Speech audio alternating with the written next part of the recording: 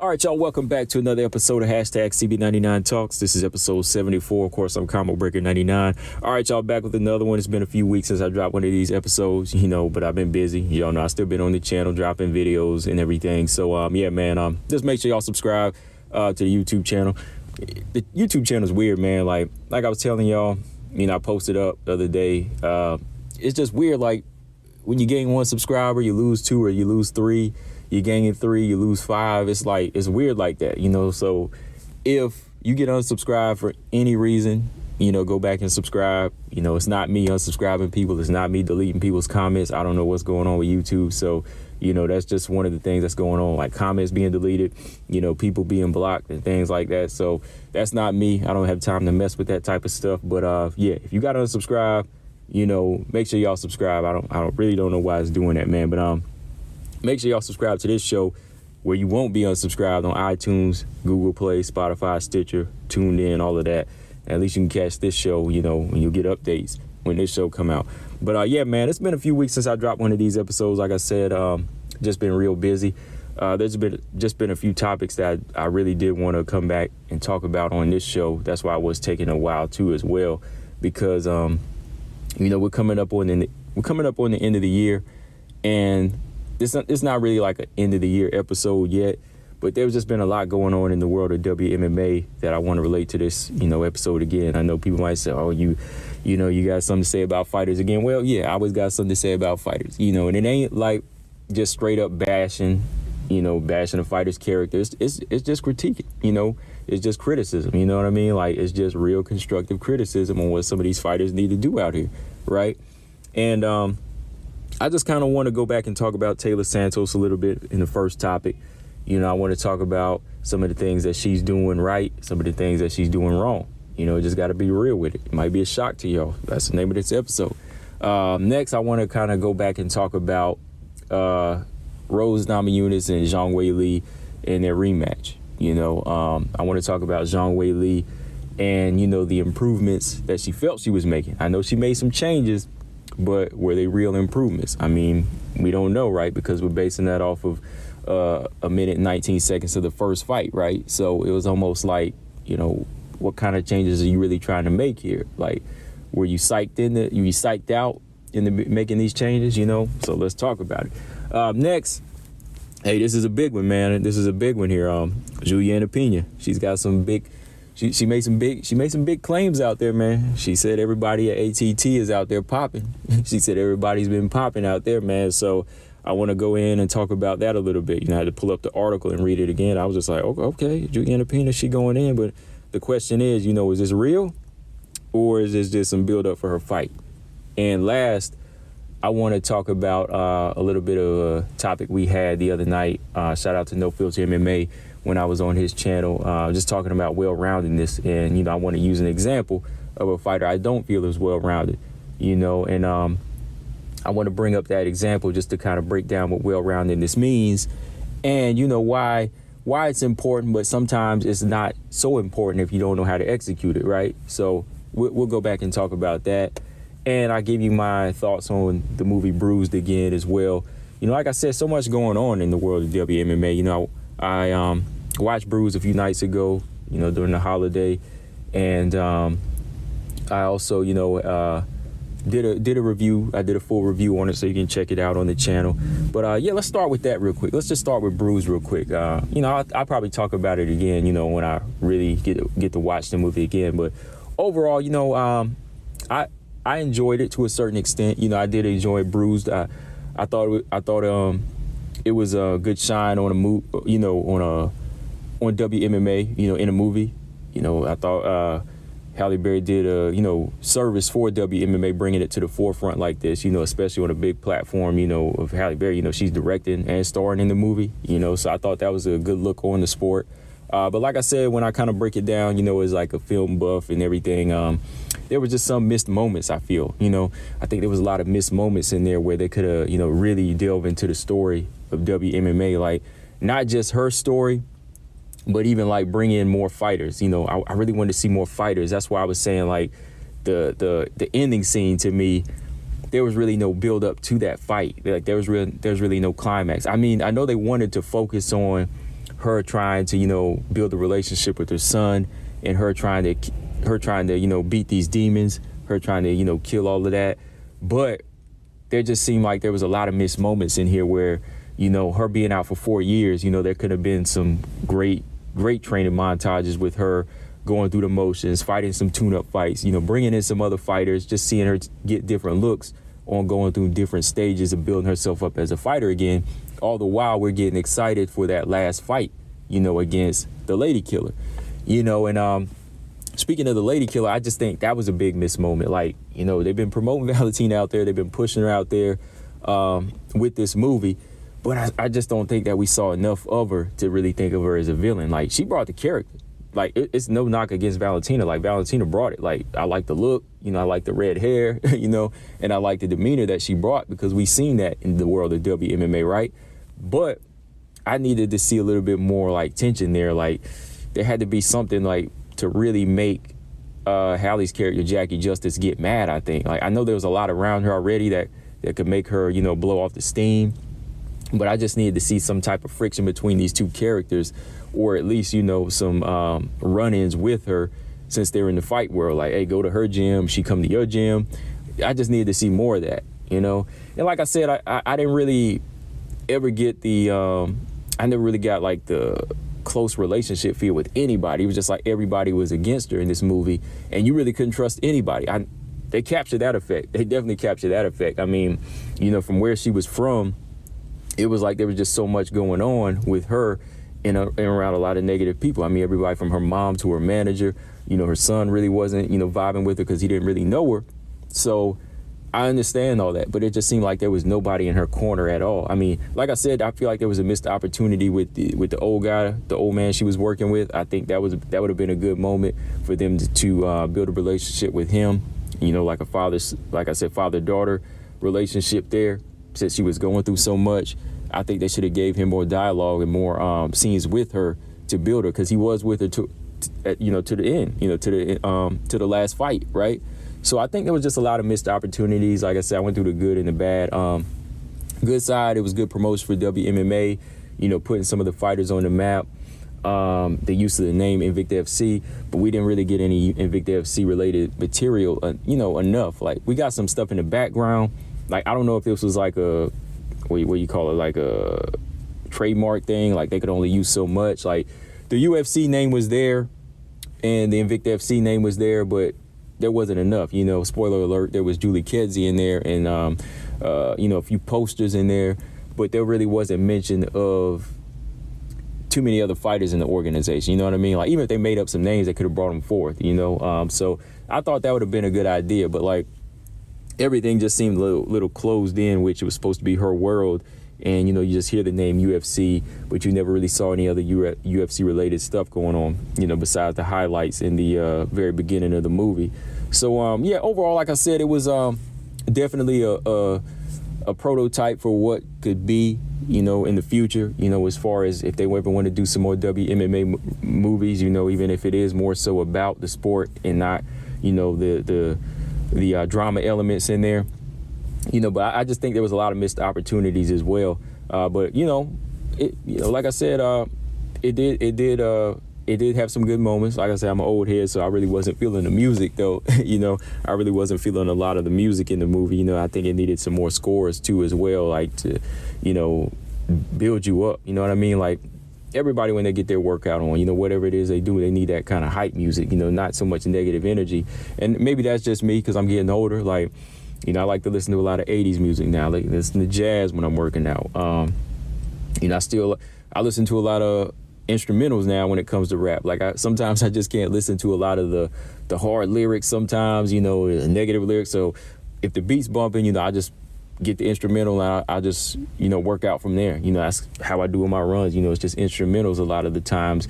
But I just feel like a lot of missed opportunities, but there was some good stuff too, like, putting WMMA on the map. And hopefully, like I said, it'll do some justice as far as getting a lot of these casual fans into the sport and wanting to go back and see some of these fighters and learn about them. But like I said, Valentina, man, I just wanted to see more from her character, man. Like, just seeing her at the end and just seeing like flashes of her and on the card, man, I really wanted to see more of that there. Like when I just go back to those movies, like I mentioned, Lionheart, No Retreat, No Surrender, you had that villain. Even like people talk about Rocky with Ivan Drago, you know, like that villain. I know it's not those movies, but you know they could have did that there with those. They could have did that even with the world of WMMA, because Valentina was bringing it. And I mean, she was playing the hell out of her character. You know, we just needed to see more of that. I mean, what do y'all think? Like, I was enjoying seeing her character on the screen. I just needed to see more, man, like for real.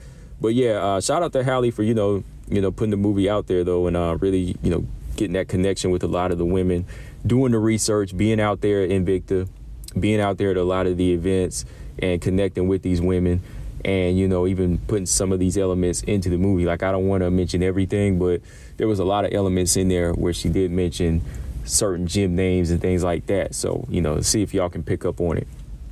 But yeah, like I said, just a lot of stuff going on in the world of WMMA. You know, like this movie, the past couple weekends, you know, we had a lot of fights on LFA 118, you know, a lot of up-and-comers. Bellator has been dropping some good fights. You know, the one thing about Bellator, they just need to be a little bit more active with their flyweights, you know. Shout out to Bruna Ellen. She bounced back after 2 years off, got her a win. So, you know, we've been busy, man. We've been busy watching a lot of these fights. You know, some fights better than others. You know, some fights just kind of go under the radar. But that's, you know, that's neither here nor there. You know, we usually get stuff like that. But let's talk about Taila Santos. You know, a couple weekends back. Let's talk about Taila Santos. So I wanna just discuss the direction she's going right now. You know, first of all, shout out to Taila Santos. That's one of 3 of the triple threat.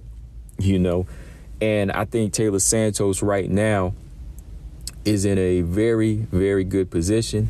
You know, every move she's been making has been right as far as, you know, what she's been doing in the octagon. You know, dominant performances.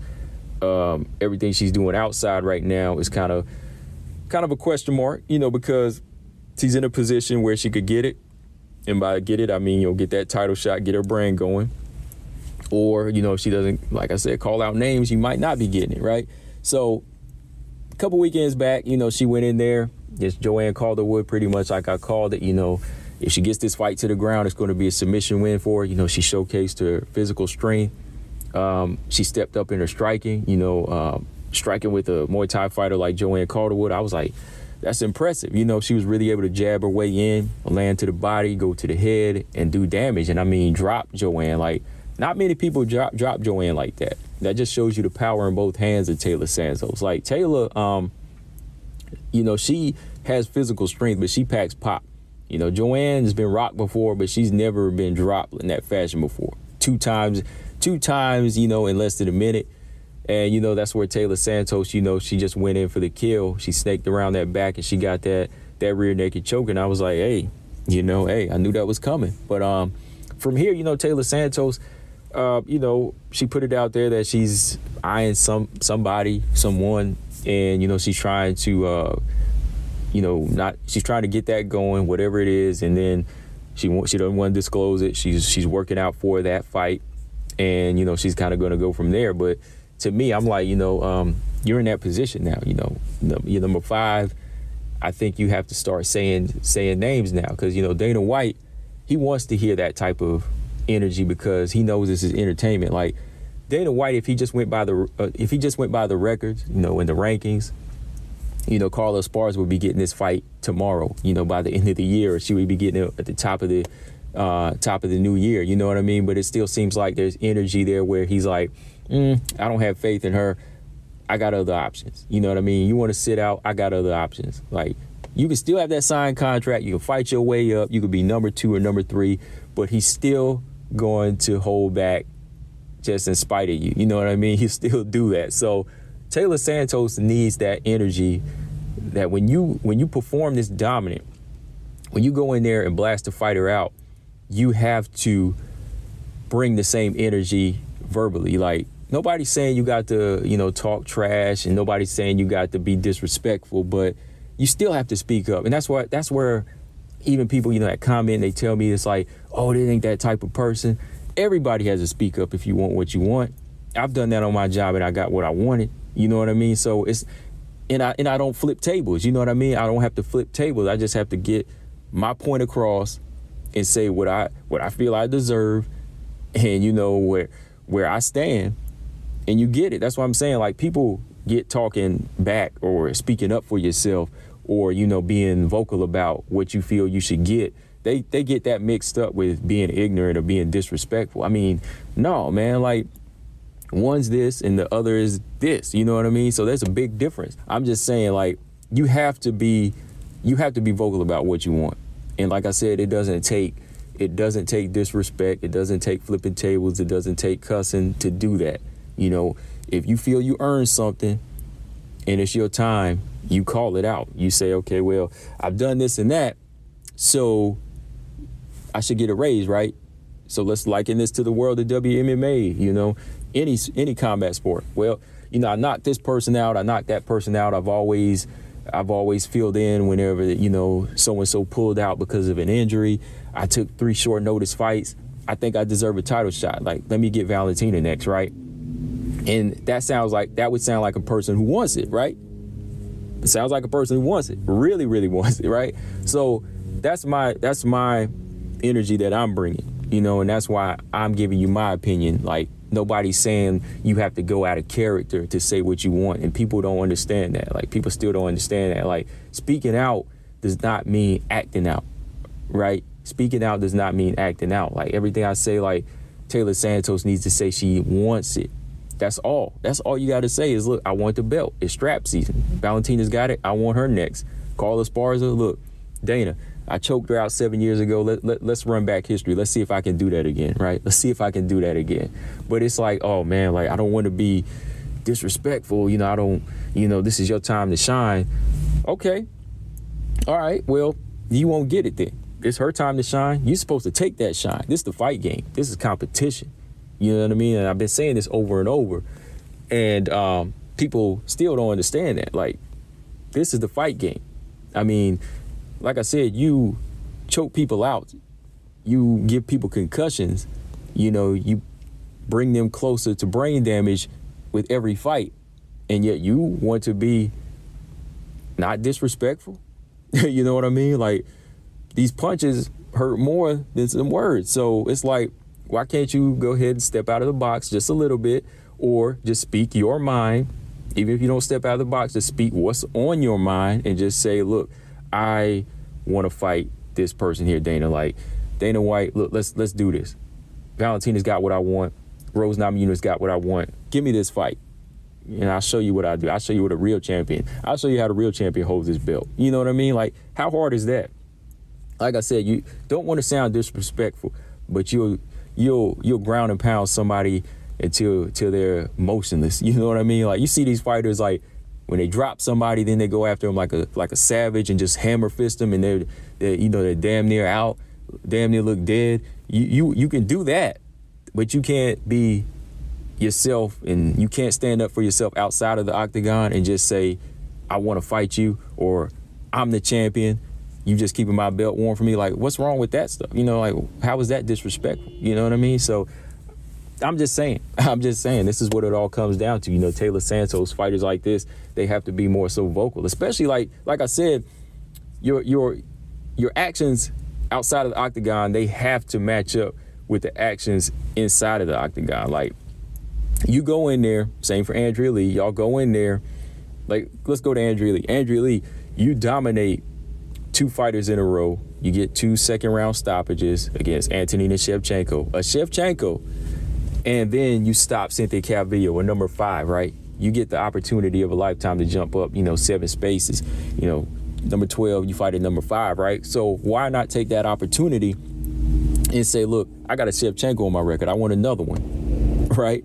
I got a Shevchenko on my record. It's time to get that other one on there as well, in the W column, right? Let me get that, Dana. You know what I mean? So it's like a lot of these fighters, when they get to that point, they pump the brakes. But it's like, no, man, it's go time. Like, when you get to number 5, you have to be on your stay ready. Like, when you get to number 5, it's time. It's time. It's time from there. Like, all the while, that's why I say all the while, when you first entered the division, you had to been studying Valentina. Like, nobody's saying you have to prepare for her just like that, because you still have fights ahead of you. But all the while, your team had to been studying Valentina, in the meantime, because in, say, 4 or 5 fights, you'll probably be fighting her, right? You have to study every weakness about her. It doesn't help when you say there's not too many weaknesses about her. She's near perfect. No, it's like, say, hey, look, that's the champion. I want to fight her. We've been studying her. We've been, we trained with her before. We've been looking at her. We've been watching every single fight of hers. We see something. Like, even if you don't say we see something like Mikey Garcia, let's scratch that. Don't put that out there. Don't say that. But just say something like, we've been watching, we've been studying her, and she got something we want, and we're going to prepare for it. You know what I mean? Like, even if we got to take another fight or two, we'll be ready. And just leave it at that. Don't overly praise somebody like that. Same with Taila Santos. It's just be like, look, we number 5 now. There's only one way to go, and that's up. So what's next for me? Oh, what's next? Hey, we calling out the bullet. We calling out the bullet. Now we here. We here. This is everything we wanted, right? So I'm just saying, like, these are just situations right now where you got 2 fighters, 2 potential contenders, 2 new fresh faces in Santos and Lee. And it just seems like there's a lot of pumping of the brakes right now. Like, I want to hear somebody that's ready, man. Like, everybody's ready when they fighting that person in, in the lower part of the division. But it's like, yo, Shevchenko got the respect mode on everybody. I mean, am I lying? Am I? You know what I mean? Like, it's just like, look, we gotta keep it going, man. Like, let's keep the same energy. Like I said, I respect Valentina Shevchenko and I know what she does. But you guys are in the division, and you got the gifts. It's time to start, unwrapping them. Time to start unwrapping those gifts and using them. Let's see what you got now, for real. I mean, like I said, again, there's no disrespect there. Like, it's just about speaking your mind and, getting what you want, speaking up, and if you, like I said, a lot of people are in that mind frame where, it ain't gonna make a difference. Or if you speak up, it don't make a difference. That's why that's where you're gonna be where you are. I'm just saying, like, you have to speak up. You have to speak up and say what you want, or you ain't never gonna get it. Or at least if you don't right then, hey, if you keep that energy all the time, you will get it in the future somewhere. Sometime you will get it. But if you just continue to, hold back and say, oh, I don't want to be disrespectful, why you get disrespected, I mean, that's all on you. You know what I mean? That's all on you. But yeah, Taila Santos, like I said, the good, I love her performances. I love the energy she's moving with in the octagon. But like I said, as far as building that brand, you got to be vocal. You know what I mean? You want to be that next Amanda Nunes or something like that, or get that respect from Valentina. Got to carry that energy. You know what I mean? Got to carry that energy, even if it means getting in Valentina's head a little bit. Like, if you want to get that edge over Valentina, I really think you got to get in her head mentally, because physically and technically, it's going to be tough for these fighters to match her. And I think that a lot of these women right now in the division, they don't really carry that energy to go in there. And like I said, it's no disrespect. It's just, I guess, characteristics. This is different characters, right? No fighters in here really want to go in here and do what Nunes did. You know what I mean? Like, as much as y'all hate Nunes, I got to respect it. I like Nunes. I like Amanda too. And she knows how to get in Valentina's head, whether she putting a fist in her face or just talking reckless. It makes it for good fights. It makes for good energy. Like, it really shows you, like, look, I am a dominant champion too. I'm a 2-division world champion here. I got 2 wins over you, whether you think the second fight was yours or not. I don't care. I'm still in your head. You know what I mean? And for somebody a lot of people don't like, you got to respect her, because she is at least giving Valentina tough fights and some respect, right? So there's that to look at. Like, look at her as an example. Why is Amanda Nunes dominant? And why is Nunes where she is right now, right? You see why? Because she's training just as hard and she's just as dominant, and she's not taking no for an answer, right? So yeah, man, that's just something to look at for Taila Santos. I mean, like I said, I just wanted to delve in a little bit more into outside of the octagon stuff, what I think she needs to do as far as just calling Valentina Shevchenko out and just being real with it and just saying, look, I'm number 5. Let's do it, right? So let me know, guys, what y'all think in the comment section when I post this up. But yeah, man, we're coming up on the end of the year. It's been a rough year for some fighters. and one of the biggest fighters right now, WMMA's had a, pretty shaky year. Zhang Weili, she went 0-2 this year against the same person, Rose Namajunas. Back in April, she suffered her first loss in like 20-something fights, right? Was it 19 or 20-something? Like, I'm not looking at the record right now, but, big number, first fight was a L, and she went on a long streak and, was just dominant in a lot of her performances, showcasing her skills and, looking at almost the part of being unstoppable, of course, until she got the Julianna. Then we started to say, okay, there's holes here and there, right? But when she got in there with Rose Namajunas, it was just a different story, different level, a technique there, and boom, it was over in one round. So that was a really, really hard loss for somebody who, was gone on an undefeated streak for so many years, and, to get shaken up and, not even get a chance to perform into a second round, to get stopped in the very first round, that was hard on her. That was hard on Zhang Weili, right? And then coming back 7 months later, right, against Rose Namajunas again, and still losing, this time, a decision. Going the distance this time, it's still hard for that fighter. I know it's still hard for that fighter because, again, she still couldn't come up with the answers against Rose Namajunas after making big changes in her camp, right? It was still tough. It was still another tough fight where I think she was showing signs of a fighter that was a little gun shy at times, So rough year for Zhang Weili. 2021 was definitely an eye-opener for her. Now, how can you look at this? For me, looking, from the outside looking in, there was a lot of changes made in the second fight. There was a lot of changes, a lot of differences made, and you could see it translating into the actual fight. But, my question, that I was asking myself was like, okay, were a lot of these changes necessary? You know what I mean? Like, can we really say it was necessary to make all these changes? Because, they changed a lot based off of one head kick in the first round, when everything else we could still say was okay. Like, she still had all these advantages. And I think Zhang Weili was missing this, because she would say this, but it was almost like she was missing this as well as far as going into the gym and staying the same, right? In her interviews, Zhang Weili would always say, look, I didn't get a chance to showcase my skill. Like, I didn't even get a chance to showcase my skill. It would have been one thing if we had went 3, 4, 5 rounds, then I could say Rose is the best, right? But while she's thinking of Rose, she's not thinking of the truth that she just spoke. Like, she just said, look, we only went part of one round. We only went 1 minute in one round, right? So I didn't get a chance to showcase anything else. So how do we know if everything else wasn't going to work, right? So there should have been no reason to change all of that or just feel like we got to throw all of this out the door, right?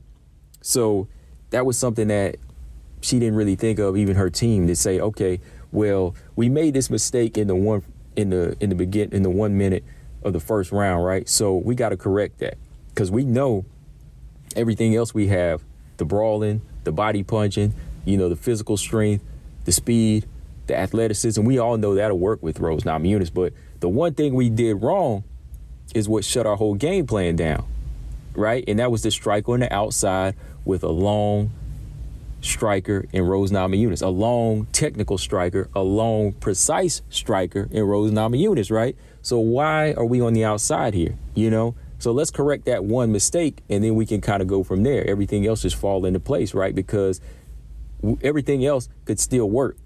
Everything else before that, we felt confident it could work. But why are we throwing everything out now because of one mistake? Why are we throwing everything out now because of one mistake, right? It was almost like everybody was unsure of Zhang Weili. The champion was unsure. Former champion was unsure of herself, right? So I really think it just came down to a lot of feelings there, and nobody really just going back and saying, hey, we got to think about this. Like, this is what went wrong. This is what went wrong, period. And even though it was a quick, harsh loss, it should have been an easy fix because it was one mistake of the first minute, and that was it. That's all we have to look at. right? So sometimes these first round knockouts, they can be a little blessing too. I mean, a humbling experience, a learning experience, because all you got to go off is just one thing, you know, and you lost because of one mistake. Hand drop, stayed on the outside too long. It wasn't like a hard fight where you have to go back and say, how did she nullify me? Like, how is she taking my punches? You know, like, how is she getting into my body? Like, this ain't like a whole correction we have to make. It's just some simple errors that need to be corrected. Because people say, look, the simple things that you miss out on, you know, when you fighting, at sometimes like the simple things you don't correct, they can cost you. You know, they can be costly. They can be costly mistakes. Like leaving your hands down is simple, right? It sounds simple, but if you get into a bad habit of keeping your hands down, the outcome could be costly for you, right? So you got to look at it the same way when you're studying these tapes. Like, simple mistake made, you know, it cost you the whole fight, but it's an easy fix, right? It's an easy fix. You know, we just need to work on it. So to me, there was really no need to just go in there and make these big changes. But that's why I said the other day, like, there's changes and there's improvements, right? When you just try to change, and you try to make things change in your camp, or, you know, change your ways, there's no guarantee, right? There's really no guarantee that's going to work for you. But say if you're making improvements, when you start to try to make improvements, you know what an improvement is. That's something that's going to benefit you in the long run, or something that's going to help carry you and build your style up, right? But when you just try to go in there and say, oh, we're going to make changes because last time didn't work, or we got knocked out the first round, you can't really base that off of anything, right? Because nothing else happened. Yeah, because if you make changes, you know, it's like, okay, I'm making changes. I'm just making changes for the sake of changes. You know, okay, we're not going to fight on the inside anymore because we don't, you know, we might get hit, or, you know, we're making changes to how we're making changes to how we get inside now, you know, how we brawl on the inside. We're going to change that. We're just going to change it for the sake of changing it. You know, why would you do that, right? But no, it's about making improvements. Like, okay, we're going to start slipping our head more because we were getting hit by the jab last time, right? Like, when we weighed our way in, you know, we're going to use feints and we're going to slip our head to avoid the jab, right? So, for example, Jessica Andrade, when she started moving her head in the second fight, she was avoiding the jab, but she was able to get in on the inside a lot, right? So that's an improvement. You know, that's an improvement versus Zhang Weili making changes in the second fight, right? She made changes in the second fight.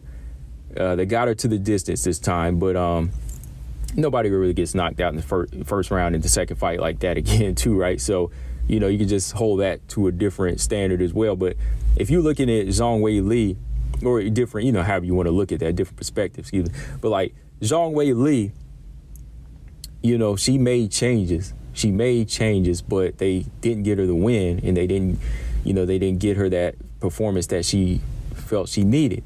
Whereas Jessica Andrade, she did make some nice little improvements, you know, moving her head, you know, feinting her way in, and you could see the change. You could see good changes there because they were beneficial changes there, because she improved her head movement, right? Because she based it off of what happened in the first fight. You know, she wasn't moving her head, she was getting pieced up, right?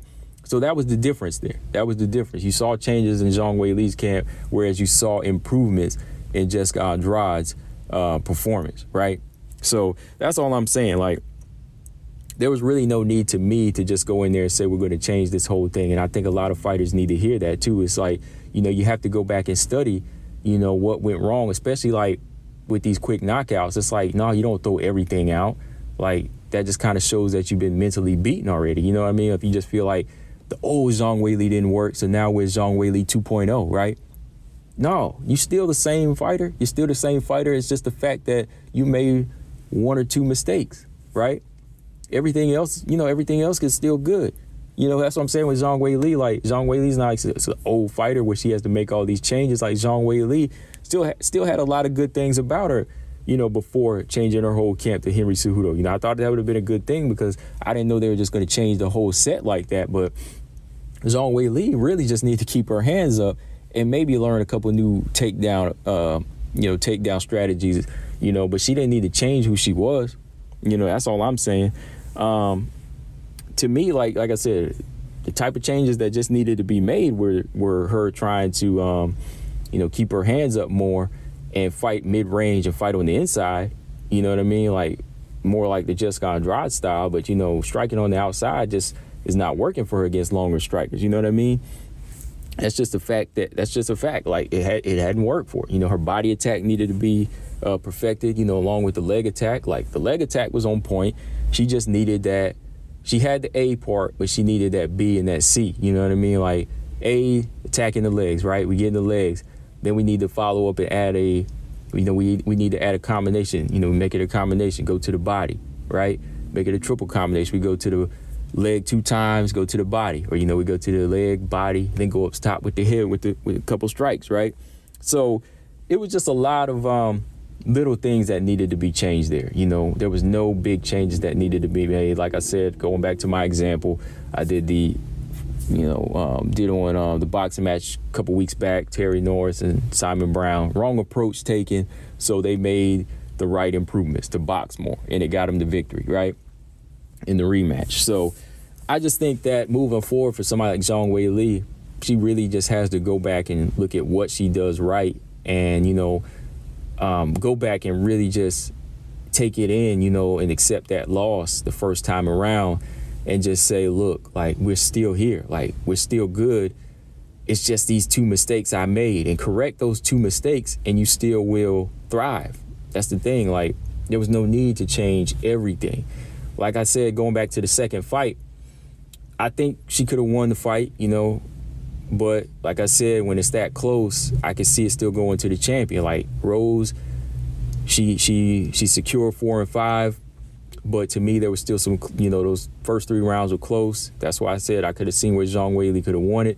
But imagine if that was a Zhang Weili of old, making the right changes, making the right improvements, improving on the defense and just attacking the way she used to. And then boom, she probably would have got the victory. Like I said, that's a should moment or if moment, but more than likely, I think that probably would have been the case. That probably would have been how it went down. You would have seen Zhang Weili. You probably would have seen her be the victor. If she didn't change everything about her approach. Still striking from the outside, not attacking the body enough, just leaving it alone. It wasn't enough. So that's something she has to do, in my opinion. Coming up on this new year. And, Dana White, he's still going to want to, he still sees her as a money machine.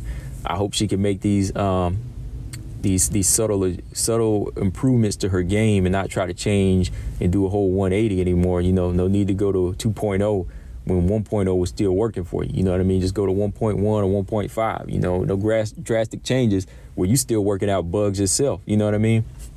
That's what I'm saying. Like a championship fight is not a time to work out bugs. You know what I mean? That's not a time to glitch up. That's why you got to test that program, through a couple fights. You got to test that program and some tune-ups before you jump into that major, that major fight. And you start to glitch up in that major fight and, things ain't working for you. There ain't nobody else to blame, right? There's nobody else to blame. So, yeah, final thoughts, man. Just moving on from here. Next year, it's going to be a big year, 2022. And that Zhang Weili will have to get back in action. I just want to see her kind of go back down, fight down the ladder. Big China fight with Yan Xiaonan would be good. Mackenzie Dern would be a good fight. Or you could see Dana White being spiteful, putting her in there with Carla Esparza. So any of those fights would be good fights right now. I mean, I might do a video on that separately. But, who's next video for Zhang Weili. But, yeah, like I said, man, there's a difference between changes and improvements. I mean, changes can mean anything. That's just generic. But, I mean, in the fight game, you want improvements, man. For real. You just don't want to change because you're tired of doing something. I mean, if it's working for you, you keep doing it. Don't make no changes in your camp. Don't make any changes in your camp unless it's going to be an improvement, right? So, yeah. All right, so let's move on here. Let me jump to this topic here. Julianna Pena, a couple of days ago, man, I caught this. I was like, oh, Julianna Pena, she really trying to she's putting some promotion on this fight, boy. So Julianna Pena, man, she took to this interview here, and Julianna Pena, she just went in, man. She said, look, I mean, I'm looking at the headline here from MMAnews.com. Julianna Pena said, look, they're all on steroids at ATT. I was like, wow. And she said that was told by the gym owner. She said that was told by the gym owner to her. So let me see. I mean, we've like I said in this article, we heard Nick Diaz say that before, right? Everybody's on steroids, right? You know, so, and I'll give my thoughts on that here in a minute, but let's pull this thing up. So Julianna Pena said that, look, during that era, look, that was when I won the Ultimate Fighter, when everyone was down at the gym shooting their butts with steroids. Yeah, that was that era. So she's talking about way back, like 2013? Yeah. She said everybody was shooting their butts with steroids. She said, look, that's literally what their head coach told me. Like, they were welcoming me into the gym, and he was like, the girls shoot themselves in the ass in the bathroom. They do it to each other. And I'm like, no, they don't. And he was like, I swear, they're all on steroids. I literally didn't believe them. And he was, I literally didn't believe him. And he was literally shaking at me like, I promise they're doing it. So she said during that era, everybody, you know, all the female fighters there, they were going into the bathroom, assisting each other with these needles, shooting each other in the butt with steroids, you know? So when I saw that, man, I was like, first reaction, part of me was like, man, like, what is Julianna P doing? Is she just looking for promotion? You know, is she trying to build this fight up?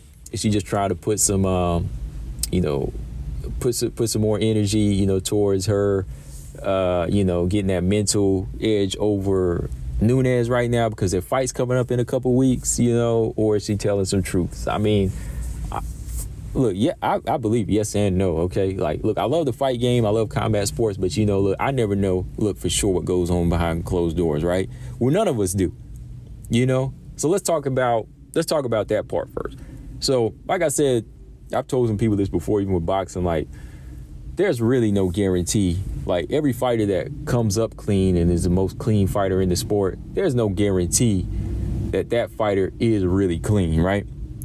Of course, USADA, VADA, whoever, UKADA in the UK, whatever they want us to believe, they'll make us believe it, right? Whatever they want to overlook, they'll overlook it. That's what it all comes down to, right? I mean, like, when somebody gets popped for some banned substances, you know, okay, so-and-so got banned for this anabolic steroid. They got banned for this fat burner.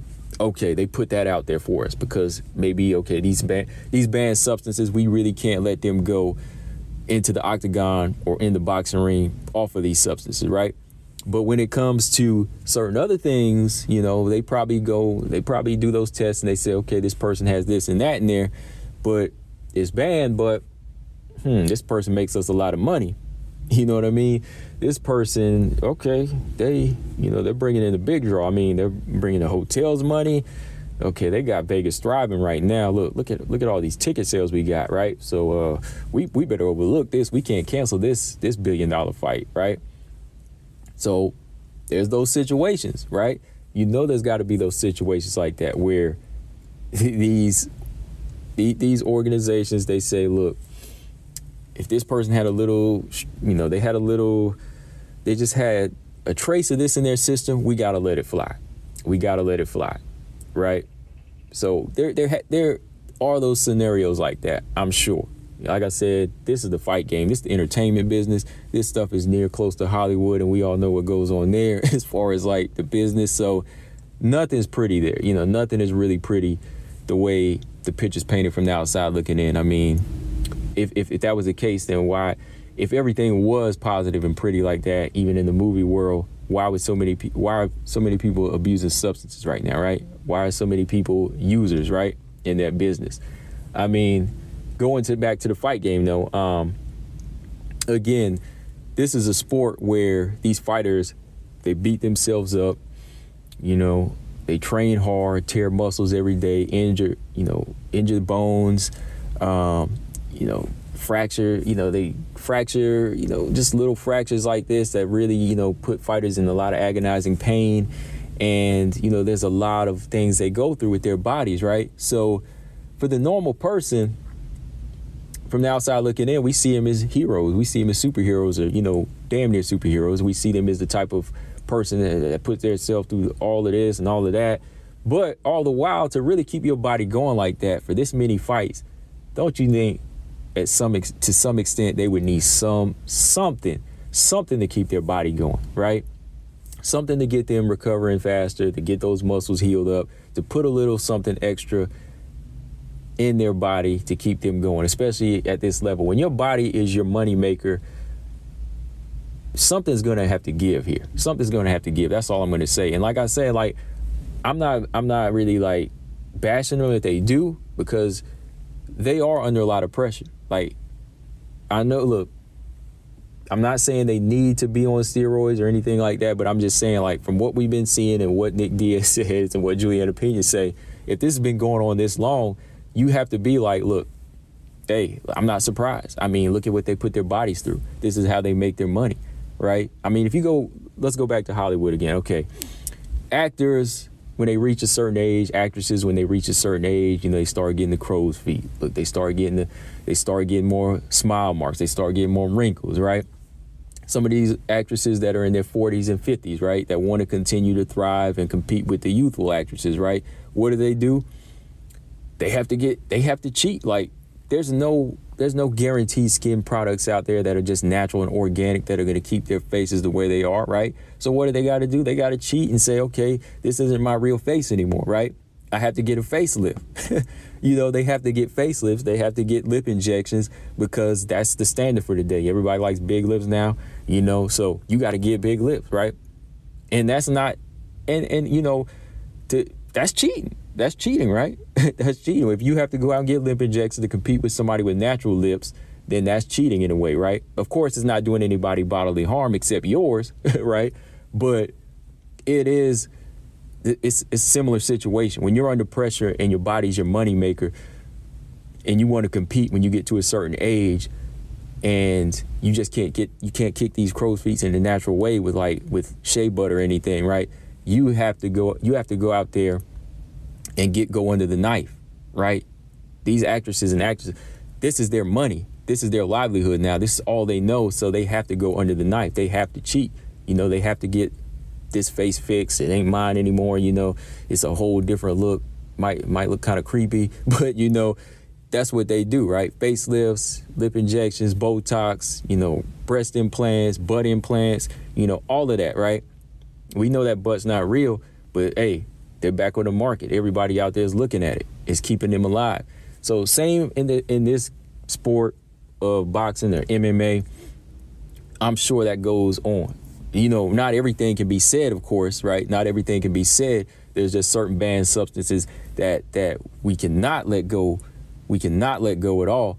But there's certain things out there, you know, for healing, I'm sure, maybe picking up your speed a little bit.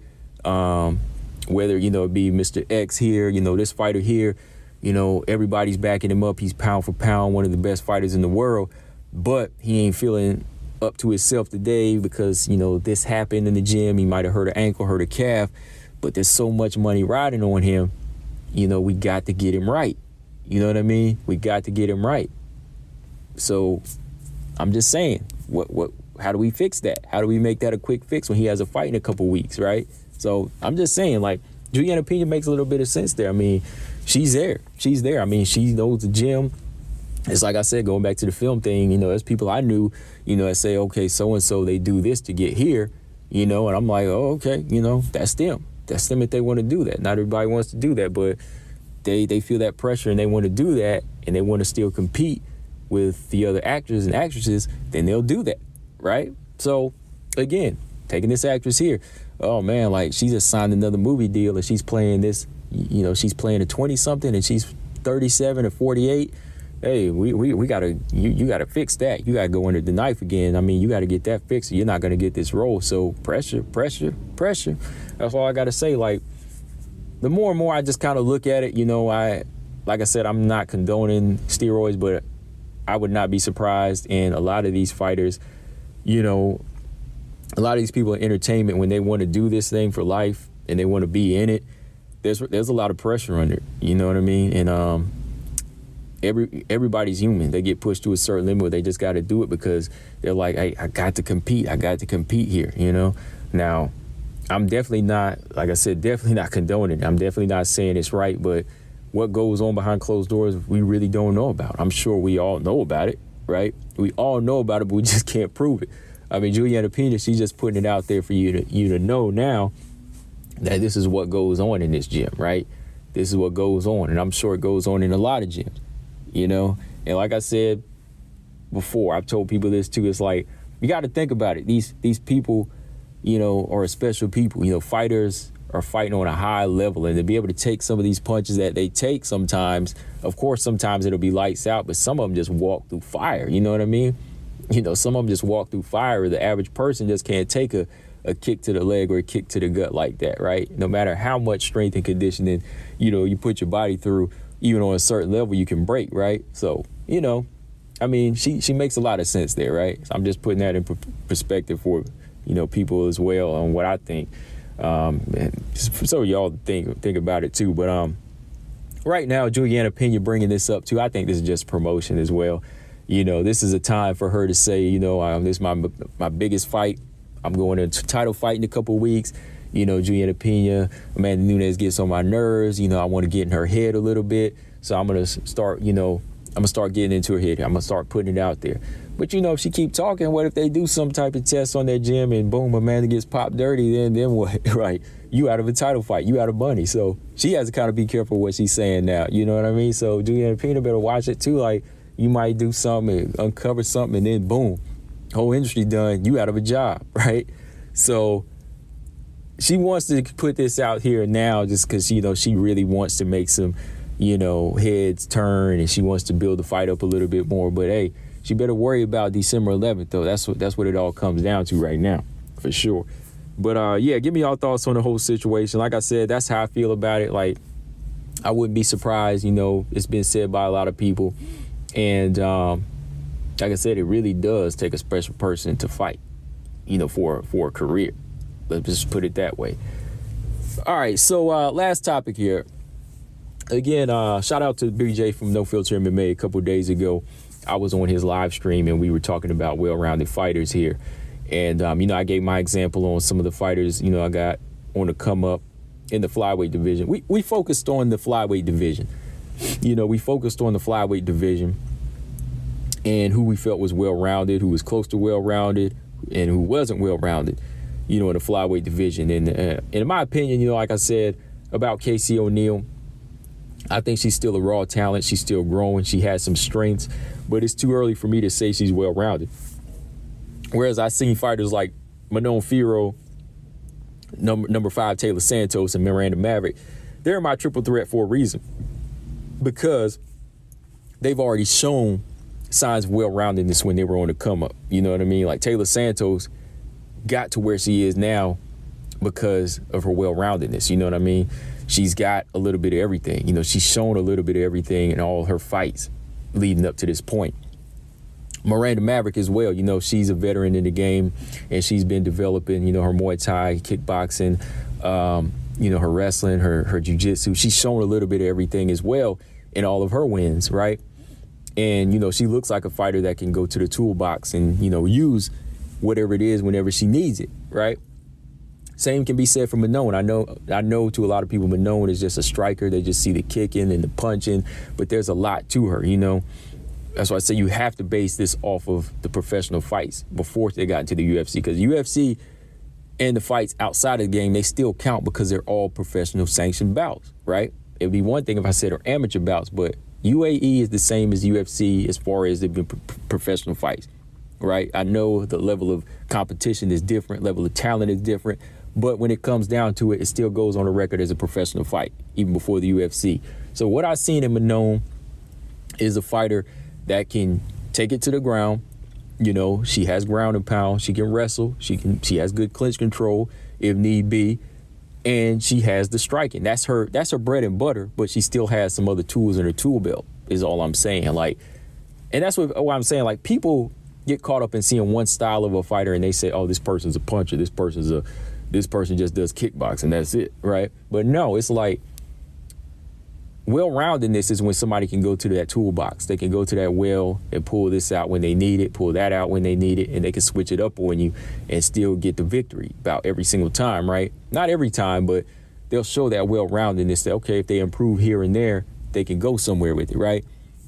And I think Manon Fiorot, she does a lot of striking, but if she needs to go here, she can do it, right? I think she proved that against Mayra Bueno Silva. Like, she wasn't feeling it. She was pushing her punches that night. She had a little injured calf, so she was able to take the fight to the ground, secure a takedown in the first round, secure a big slam in the, I want to say, second or third round, and, you know, just keep top position on Mayra Bueno Silva. So to me, that was showing somebody that can go here, go there. They can fight in the clinch. Their clinch, their tie clinch is on point. Their jiu-jitsu is good, you know, so that's a fighter that shows more well-roundedness to me than somebody like Casey O'Neill right now. I mean, Casey O'Neill's working. I mean, she's younger. So expect that. Like, that's not a disrespect to Casey or to say I don't like her, but Casey's younger. Casey's still young and she's still working at it. Just like Macy Barber. They're young, so they're not going to be well-rounded at that age. You know what I mean? Somebody like Manon Fiorot at 31 is going to have some years on you and some experience on you. So if I call what I see, I call what I see. Like, this is what I'm calling and this is what I see, right? So I'm just saying, like, Manon Fiorot has that well-roundedness growth in her, and you'll see more of it as she climbs the ladder. But when we go back to, like, just well-rounded fighters in general, like, to me, okay, look, being well-rounded doesn't necessarily mean you're going to be a GOAT. Being well-rounded doesn't necessarily mean you're going to be the champion either, right? But it's good to be well-rounded. Why? Because it will get you to a certain level. It's just on you on how to stand out, because you got to think. Some of the most phenomenal fighters, some of those phenoms in the game, they weren't well-rounded fighters, right? They weren't well-rounded fighters. They just knew how to ride that wave and really dedicate themselves to that one or two strengths they had for a long, long time. They really knew how to dedicate to those strengths they had for a long, long time, you know. But eventually, if they don't know when to get out, it will get exposed, right? I mean, they can get there, but it will be exposed. But when you look at longevity sometimes, the well-rounded fighter, they might have a hard road here and there, you know, when they're still learning on the job and, you know, just perfecting little things here and there in this discipline, that discipline. You know, they might have a hard road, but they'll stay in the game a little bit longer. You know, they'll stay in the game a little bit longer sometimes. And sometimes, you know, they will make it there. They will make it there because they got the plan A, B, and C. But like I said, there's nothing wrong with not being well-rounded if you know how to, you know, use it to your full advantage. Like, again, like fighters like Ronda Rousey, she rode it. You know, she rode it till the wheels fell off, you know what I mean? Or till she got her wheels kicked off. I mean, like, Ronda Rousey is a judoka. You know, she fought the best fighters in her division, wasn't well-rounded at all, and she dominated, right? Because she knew how to execute that one game plan, and, you know, she knew how to attack, and she had a game plan for that. But when it came down to it, you know, there was going to be a time. There's an expiration date on it. As the game evolves, as WMMA evolves, it's going to change, you know what I mean?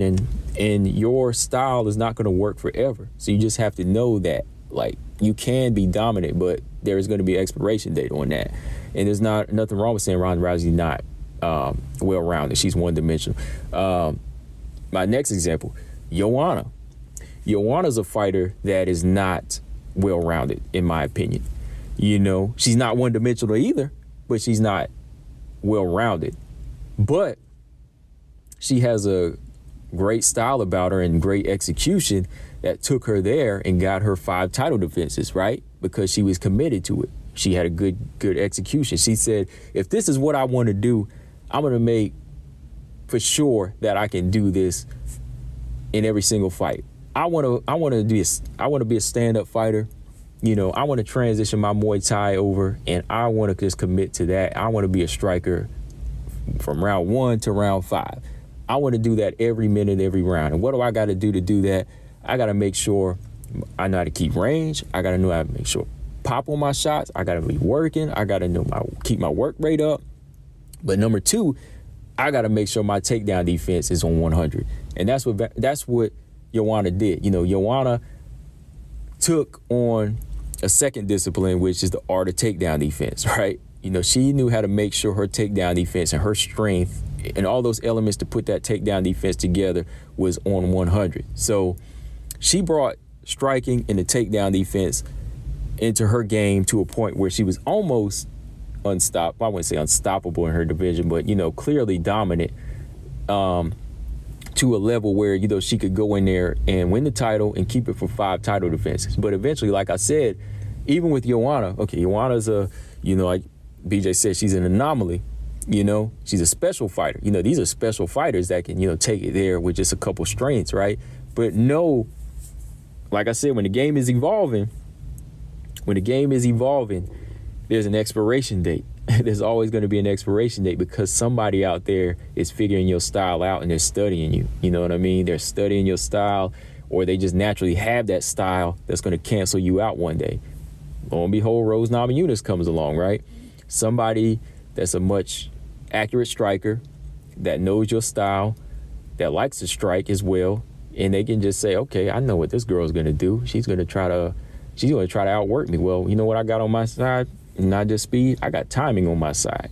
And what did Rose do? She timed it beautifully with a good left hook and boom, dropped it, right? That's why I picked Rose to win that fight, because I said Rose is more of a thinking fighter. And Joanna, she likes space. You know what I mean? She likes space. Well, Rose likes space. Joanna likes when a fighter comes at her. You know what I mean? She likes when a fighter's going to come at her. And, Rose is not going to come straight at her. So Joanna's going to have to do a little bit more thinking out of the realm. She's got to step out the box, right? So that's the fight that Rose wanted. And Joanna didn't want that. So that gave Rose plenty of time to figure her out and time her in that first round and get her out of there. So that should have been, Joanna's time to say, okay, look, we're going into a fight with a striker like this. It's time to go to that toolbox. It's time to maybe fight a little bit dirty. We're going to brawl more. We're going to get on the inside here. We're going to go to the body. We're going to take this fight to the ground, like Carla.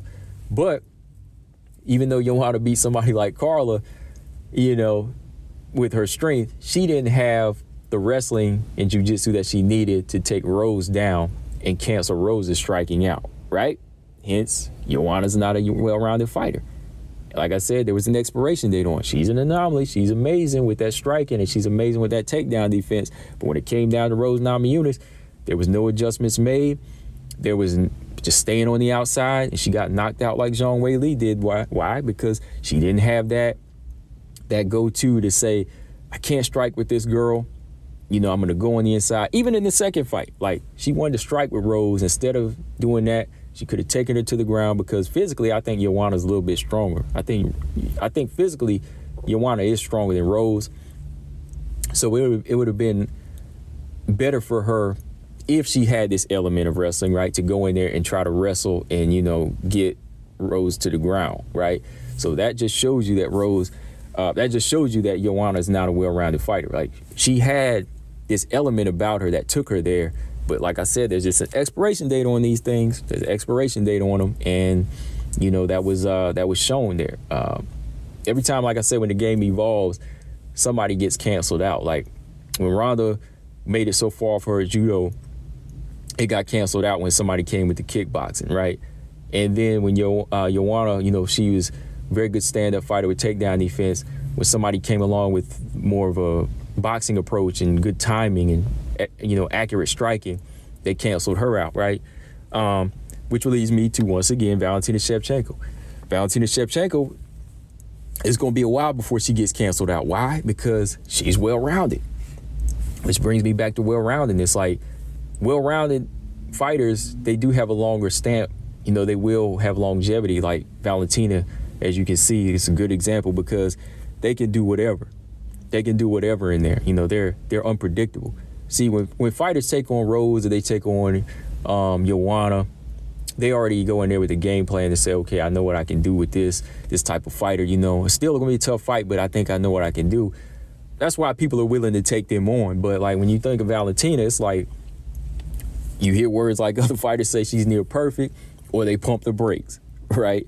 Because she's well-rounded to a point, like, she's almost an A in all her disciplines. Like, maybe a B here and there, but she's perfected each and every well-roundedness. And like I said, to be well-rounded, you don't necessarily have to be great in everything, but the better you are in each discipline, the better you have an understanding of your opponent.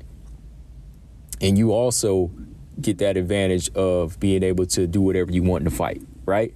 So, yeah, like I said the other night, we talked about it. And I just think that Casey O'Neill, you know, she's still a fighter that needs to work on everything. She's not really showing those signs of well-rounded. It's like my triple threat. I put them there for a reason. And I mean, the evidence is showing in Taila Santos. It's showing in Manon. And it's going to show in Miranda Maverick. You know, it has been showing, but it's going to show some more. Again, like fighters like Jennifer Maia, she's well-rounded. To me, Caitlin Chikagan, she's well-rounded. Andrea Lee, she's well-rounded.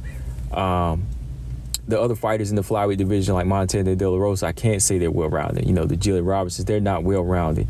But yeah, like Joanna, you know, strawweight, but she's not well-rounded. She just made it to the top off of two very, very solid strengths. And again, like I'm saying, to say she's not well-rounded, that's not disrespect. That's just saying she's a special fighter. Like there's well-rounded, again, there's well-rounded fighters and there's special fighters. It's just, you just got to know that well-rounded fighters, their longevity, you know, is there. They have longevity in the game, and their expiration date is, you know, it's NA right now. It's not available because they can continue to improve. And my best example there is Amanda Nunes and Valentina Shevchenko. Why? Because they can do a little bit of everything when need be. And they just keep perfecting each of those skill sets every time. Like every bit of discipline that they have in their toolbox, they keep perfecting. They keep sharpening it up every time. And like I said, the big part about, like I said, being well-rounded is if you're well-rounded in every discipline, that's a great way to know your opponent as well. Like when you know those fundamentals, you can know your opponent as well. Like not just you knowing how to wrestle or you knowing how to fight in the clinch. It teaches you to say, okay, I know what this person's going to do. If this is their bread and butter, I know what this wrestler's going to do because I studied it and it's a part of my toolbox as well, right? So yeah, man, like I said, shout out to BJ from No Filter MMA. We had a good discussion. Hopefully we can talk about it again over here. You know, we'll do a live maybe, and, you know, we'll talk about, you know, well-rounding this again. We got to do part 2 to it because, you know, it's an ongoing discussion with these fighters at flyweight, and there's always something you're going to point out. Like I said, I got to do one over here for my channel because I just think that, you know, well-roundedness could get you far. You know, just know that being one-dimensional, it can get you somewhere. It can get you somewhere, but eventually the game evolves. Like even in business, like people see in business, like there's certain business tactics you can invest in or, you know, work towards, but it's an ever-changing, you know, market. So eventually, if you're not up on what's hot, or if you're not up on, you know, what's about to, you know, crash, then boom. So that's how a lot of these people go bankrupt out here. So I'm just keeping it simple, but yeah, that's how it is out here. So even with music, man, like if you're not evolving with the next big producer, it's like, you know, your stuff is gonna fall off the market. It might still be good, but if it's not what's hot, it's not what's working, then, you know, hey, that's just how it goes, right? So yeah, man, it's a pretty good episode, I think. You know, I think we had some good discussions on here. I brought up some good points tonight. So I'm put this episode out as soon as I can, you know, so we can, you know, just get some of your comments and your thoughts on what we talked about today. But just final thoughts here. You know, I like the way WMMA is going right now. I just think we need to see a little bit more. We need to see a little bit more gas from these ladies, you know, in the flyweight division. Let's see some girls stepping it up and, you know, giving the champ some competition, man. Because like I said, I don't want to see another body.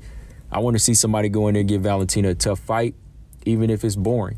And that's the topic right there. Like, would you rather her just run through somebody and bury him, or do you want a boring fight? I would rather have a boring fight because that means we got somebody in there with just as much talent, right? So yeah, final thoughts. Bruised. If you're a WMMA fan, I recommend you check it out just to kind of give your own assessment on it. Like I said, I'm going to give it a second viewing because some things, like I said, just don't sit well. You know, some do, some don't. And, you know, when the high comes down to just seeing a lot of the faces, familiar faces from WMMA, you know, the Shevchenkos and everything, when all that kind of goes away, I start to really analyze a movie. So, you know, I might talk about it again, you know. So WMMA fans, check it out. Taila Santos, I hope she makes those right choices. At this point, if she gets to fight with Valentina, I'll be excited. I want to see what she can do in the spring. As for Zhang Weili, like I said, man, even like, moving forward into this new year that's coming up, 2022, I think she just really has to, go back to the drawing board with 2 fighters and almost, I won't say regress, but just kind of go back. I won't say regress because she hasn't really like deteriorated as far as her skills to me. Like, she just needs to go back to what she used to do, right? With some new improvements. Don't change the whole fighter. That's just my opinion on that. But yeah, Julianna Pena, she speaks some truth. She speaks some truth. Come on, man. Like I said, there ain't nothing pretty in this game, man. Anything in the entertainment industry ain't pretty. So I think Julianna speaks some proof, but she just wants a promotion as well, right? So like I said, she need to worry about that fight coming up in 2 weeks. What else? Well-rounded this, BJ, we need to get back on it. We need to get back and talk again. But that's where I stand with that. Joanna is an anomaly, but yeah, she's not well-rounded like that. Casey O'Neill still got some work to do. She's working. She's definitely working, but I'm just saying as far as getting to that title realm, yeah, still some improvements there. She's young. She can do it. But yeah, guys, that's pretty much all I got. Let's wrap this thing up. Like always, just go ahead and subscribe to the YouTube channel again. If you got unsubscribed, check back and just subscribe again. I don't know what's going on over here. But like I said, if you want to check these episodes out, go to iTunes, Spotify, Stitcher, Google Play, and tune in. If you don't get the notification on YouTube, this is where you can check it out on these other platforms. So like I said, these shows, they might eventually just go to these platforms. If YouTube keeps taking away my subscribers, I might just start posting it here first on iTunes and everywhere. So yeah, make sure you subscribe there, guys. But yeah, always shout out to my new subscribers. Definitely gonna be back with a couple more episodes before the end of this year. There's other stuff to talk about definitely going on in the game. But like I said, over here, man, I just like to break down the game and go into the minds of these fighters and what's really going on out here, So I like to keep y'all informed, but this is not just a news channel. This is my opinion as well. So yeah, guys, I'm about to get up out of here. Like always, Combo Breaker 99. I'm out. Subscribe. Peace.